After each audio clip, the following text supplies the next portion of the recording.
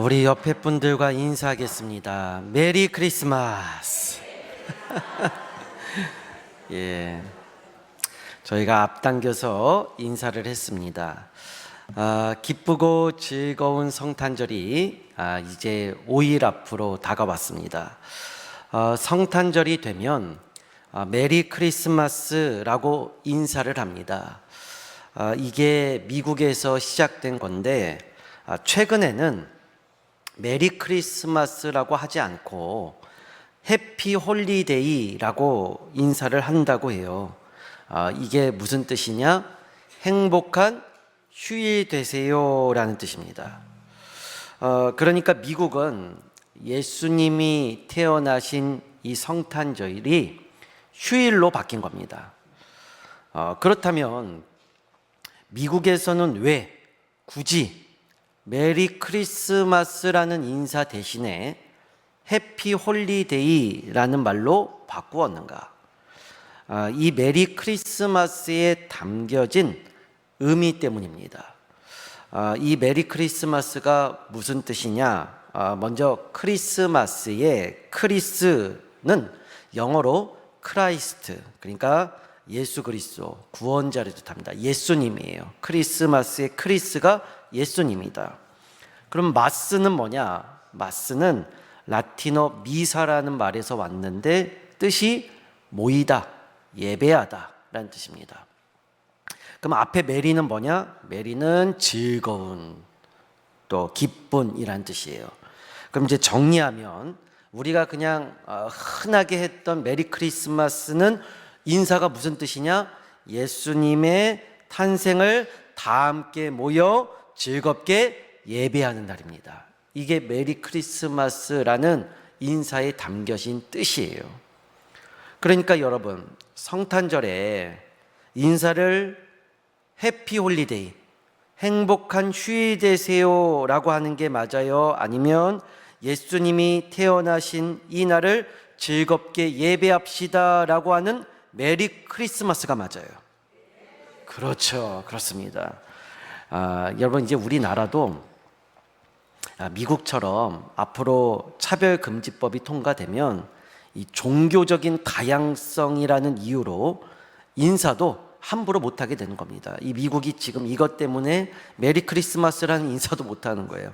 왜냐하면 왜 기독교만 그렇게 차별하느냐, 기독교만 우대하느냐. 미국에 무슬림도 있고 이슬람도 있고 불교도 있고 천주교도 있는데 왜 너네 입맛에만 맞게 인사하느냐? 그렇게 하면 안 된다, 그건 차별이다 라고 해서 메리 크리스마스를 해피 홀리데이, 행복한 휴일로 바꾸게 되었다는 겁니다. 그러니까 우리도 이런 날이 올 수도 있는 거예요. 그래서 기도를 해야 합니다. 그러니까 우리가 성탄절을 맞을 때마다 이 메리 크리스마스라는 인사에 담겨진 의미를 잊어버려서는 안 됩니다. 따라서 오늘 성탄절은 어떤 날인가? 산타 할아버지가 선물 주는 날 아니고요, 시청 광장에 성탄 트리 하는 날도 아니고, 뭔가 좋은 일이 있을 것만 같은 행복한 휴일도 아닙니다. 그럼 이 날은 어떤 날인가? 예수님의 탄생을 다 함께 모여 즐겁게 예배하는 날입니다. 그래서 우리 교회도 성탄절 25일 수요일에 1부와 2부로 나눠서 예배를 드립니다. 여러분, 그때도 어떻게 하셔야 돼요? 다 오셔서 예배해야 합니다. 오늘 우리도 이러한 이유로 모였습니다. 여러분, 오늘 왜 오셨어요? 왜 모이셨어요? 끝나고 떡국 드시러 오셨어요? 네, 잘 오셨습니다. 떡국 기가 막히게 끓여놨어요. 네, 예배 마치고 아주 맛있게 드시기 바랍니다. 근데 그 전에 우리가 모인 이유가 있죠. 오늘 왜 모였을까요? 예수님의 탄생을 즐겁게 예배하기 위해서. 오늘 성탄 연합 구역 예배잖아요. 이 예배가, 그러니까 예수님의 탄생을 우리가 미리 기쁘게 예배하기 위해서 모인 것입니다. 그러므로 오늘 이 성탄 구역 예배가 우리에게 오신 예수님으로 인하여 기쁘고 즐거운 날로, 또 하나님께는 영광이 되는 복된 날이 될 수 있기를 축복합니다. 자, 그렇다면 이제 한 가지 질문이 남았습니다. 여러분, 오늘 설교가 굉장히 짧습니다. 잘 들으셔야 돼요. 제가 끝나고 또 장례를 가야 돼서. 자, 오늘날 예수님이 이 땅에 오신 것이 왜 나한테 즐거운 일인가? 여러분, 왜 즐거울까요? 여기에 대해서 오늘 우리가 읽었던 본문이 그 해답을 줍니다. 자, 우리 다시 한번 우리 본문 말씀 읽도록 하겠습니다. 또 유대 땅 베들레헴아, 너는 유대 고을 중에서 가장 작지 아니하도다. 내게서 한 다스리는 자가 나와서 내 백성 이스라엘의 목자가 되리라 하였음이니이다. 자, 지금 동방 박사가 헤롯 왕에게 앞으로 베들레헴에 한 다스리는 자가 나와서 이스라엘의 목자가 될 겁니다라고 말을 했습니다. 여기서 한 다스리는 자라는 말은 왕 또는 구원자를 뜻합니다. 그러니까 이 당시 이스라엘의 왕이었던 헤롯이 듣기에는 이 말이 뭘로 들리느냐? 앞으로 베들레헴에서 이 나라를 다스릴 반역자가 나올 겁니다, 이렇게 들리는 거예요. 왜냐하면 자기가 이스라엘의 왕인데, 아니 앞으로 왕이 나올 건데 자기 아들이 살고 있는 예루살렘 궁전도 아니고 어디서 왕이 나온다고 해요? 베들레헴에서 난다고 하잖아요. 베들레헴에서 한 다스리는 자, 왕이 나올 것이다. 그러니까 이거는 반란이 일어난다는 뜻으로 받아들여지는 거죠.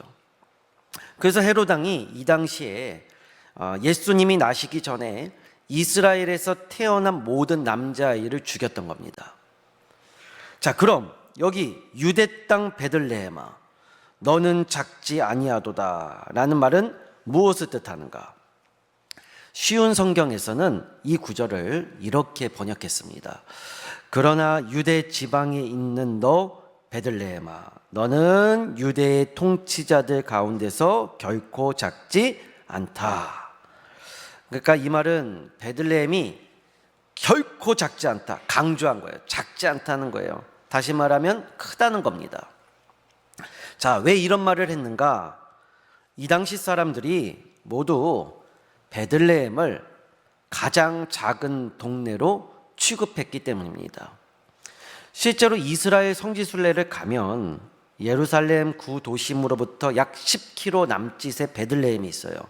근데 여기는 성지순례를 가더라도 스쳐 지나갑니다. 왜냐하면 동네가 너무 작아요. 기껏해야 예수님 탄생교회 그거 하나 있어요. 그거 하나 보려고 가는 건데 그것 말고는 볼 게 없습니다. 그러니 지금도 예수님이 태어난 베들레헴이라고 해서 굳이 찾아가는데도 볼 게 없을 정도니 이 당시에는 이 베들레헴이 어땠을까요? 아무도 주목하지 않는 정말 보잘것없는 작은 마을 중에 하나였던 겁니다. 근데 이런 베들레헴에 누가 나왔느냐? 온 인류를 구원할 예수님이 나오셨다는 거예요. 그러다 보니 이 베들레헴이 어떻게 돼요? 더 이상 작은 동네가 되지 않는 것입니다. 왜요? 이 마을에 누가 났기 때문에? 베들레헴이 났기 때문에. 여러분, 우리나라도 그렇잖아요. 어느 지역에서 대통령이 나왔다. 그러면 그 지역 주민들이 어떻게 돼요? 자기네들 시골 총동네에서 만약에 대통령 나왔어요. 그러면 그 동네 사람들이 우리 동네 이상한 곳이야 이렇게 말하겠어요? 아니면 우리 동네 대통령 나온 곳이야 이렇게 말하겠어요? 그렇죠. 그러한 이야기로 오늘 본문이 쓰인 거예요. 그래서 오늘 본문에도 보면 베들레헴아, 너는 결코 작지 않다. 왜냐하면 앞으로 예수님께서 너에게서 나올 것이기 때문이다 라고 이야기를 한 겁니다. 그러므로 여러분, 오늘 우리가 이 성탄절이 즐거운 이유가 뭐냐? 이것 때문이에요. 베들레헴과 같이 아무도 주목하지 않고 중요하게 보지도 않고 또 보잘것없이 보았던 내 인생에 누가 찾아오셨느냐? 나를 구원한 예수님이 찾아오셨다. 이것 때문에 나는 결코 작은 자가 아닌 겁니다. 왜요? 내 안에 누가 계시기 때문에? 예수님이 계시기 때문에. 그래서 이 마태복음을 쓴 그 저자인 마태도 이 말에 자신의 신앙 고백을 담아서 쓴 겁니다. 다른 복음서에는 이 말이 없어요. 근데 마태만 이 구절을 인용해서 미가서 5장 2절 말씀인데 자기의 신앙 고백을 하고 있는 겁니다. 나는 예수님 때문에 작지 않다고 하는 거예요. 왜냐하면 이 당시 마태가 어떤 사람이었냐? 우리가 알다시피 마태는 직업이 세리였습니다. 이 마태복음을 쓴 저자가, 세리는 이스라엘 사람들에게서 세금을 걷어서 로마 정부에 바치는 사람입니다.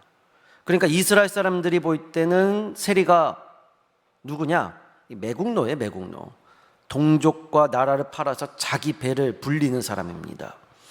따라서 이 당시 세리는요, 물질적으로는 풍족했으나 사회적으로는 외로웠습니다. 그러니까 돈은 많이 버는데 누구도 자기와 같이 밥을 먹지 않아요.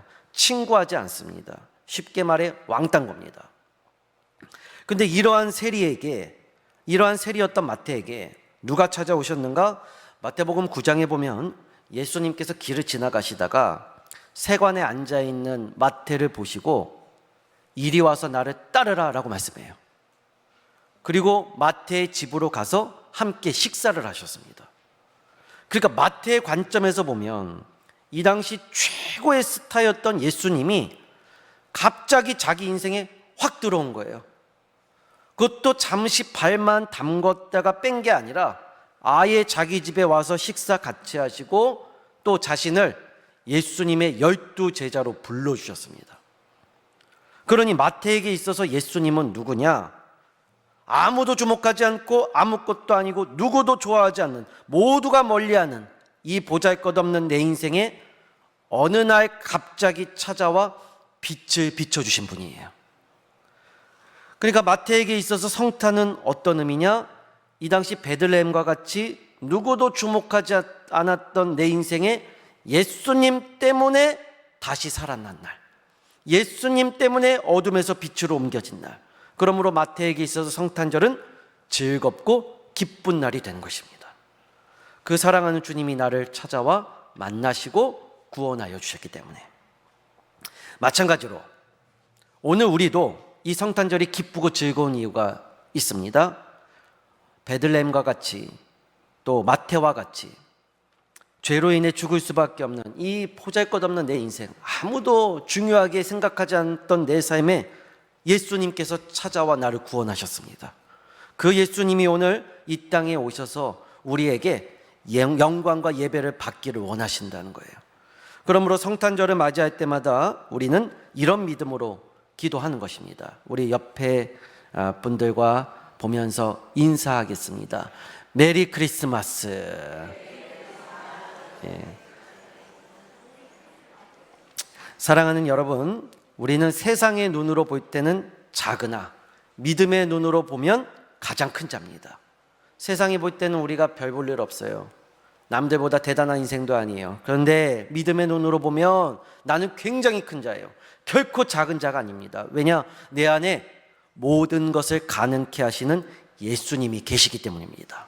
그러므로 다가올 성탄절을 맞이하여 우리 교회 모든 구역원들 어디 가서 기죽지 마시고 또 혼자라고 또 외롭다고 힘들어하지 마시고, 여러분 결코 우리는 혼자가 아니라 내 안에 누가 계세요?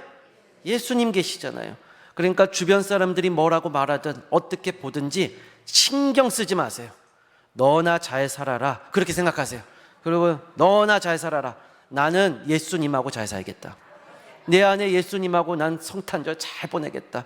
그리고 교회에 와서 같이 예배 드리시고 또 신앙생활 하시고 또 힘들고 어려운 일 있을 때마다 내 안에 계신 예수님한테 이야기하시고, 그러므로 내 삶의 빛으로 오신 예수님으로 말미암아 결코 작지 않는 인생을 살아가시는 주님 안에서 가장 큰 자 되시는 우리 성도님들이 다 될 수 있기를 사랑하는 주님의 이름으로 간절히 축원합니다. 기도하겠습니다. 사랑과 은혜의 하나님 감사합니다. 오늘 성탄절을 앞두고 우리 모든 구역원들 예수님의 탄생을 기념하여 이날을 예배하기 위해 모였습니다. 하나님 아버지, 성탄절이 즐거운 이유는 산타 할아버지 때문도 아니고 또 좋은 행복한 일들이 일어날 것 같은 기대 때문도 아니고 내 안에 빛으로 찾아와 나를 구원하신 예수님이 계시기 때문임을 믿습니다. 이 예수님을 마음 가운데 잘 모시고 앞으로 다가올 성탄절뿐만 아니라 내 인생이 항상 예수님과 함께하는 메리 크리스마스의 기쁘고 즐거운 날이 되게 하여 주시옵소서.